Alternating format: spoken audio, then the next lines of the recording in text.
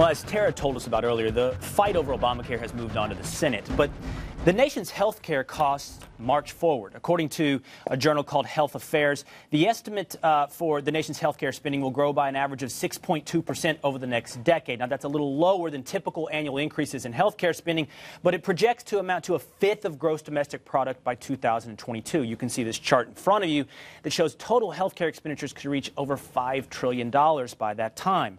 According to the Obama administration, this represents real progress. We are on the right track to controlling health care costs, thanks in part to the Affordable Care Act. More Americans will have the ability to get health care they need, and that is a good thing. Let's talk for a minute, if we can, about what is health care costs? How do we define health care costs? Because the root of that definition is at the root of our problem. It's why our health care costs are simply skyrocketing with or without Obamacare. There was an interesting article in the Washington Post this week. It was about a physician's assistant who came down one day with stomach pains. Now, he was pretty clearly he thought, I might have appendicitis, which many of you might know is ultimately life-threatening. But he didn't want to go to the ER because he didn't have health insurance. He hadn't put in his paperwork yet, so he waited a day. He eventually did get to the ER. He knew that his health insurance wouldn't come in.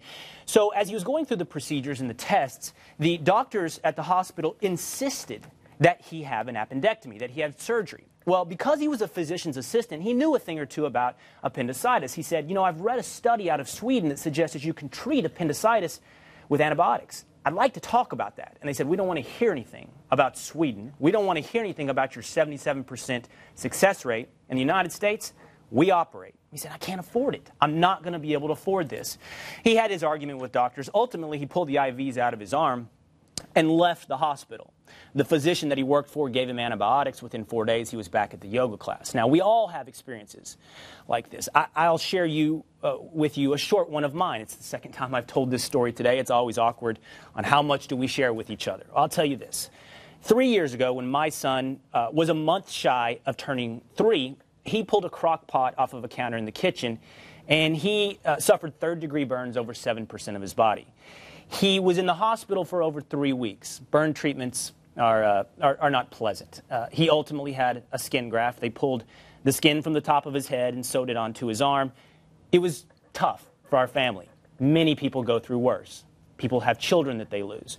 But there were many lessons out of this experience. One of them is that over my 3.5 weeks in the hospital and the multitude of decisions my wife and I had to make over which treatments my son would receive, never once, not once, did anyone ask us or provide us information on what something would cost.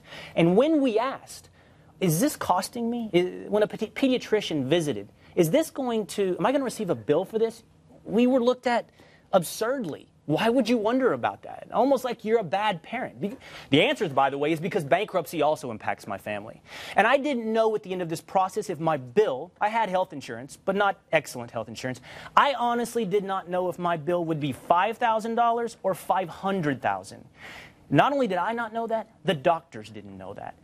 What I want to talk with you guys about is this. There is an ultimate disconnect in our health care. I don't even want to call it a market. That would be unfair. There is virtually no other product in society where neither the consumer nor the provider have any concept nor any desire of the cost of their ultimate service. It is absurd. It is eye-opening. And I'm sure many of you have gone through this on your own stories. You have your own stories to tell. It is amazing. And that is the core root of our problem. If no one gives a damn what anything costs, it will cost whatever the provider wants it to. We had this conversation.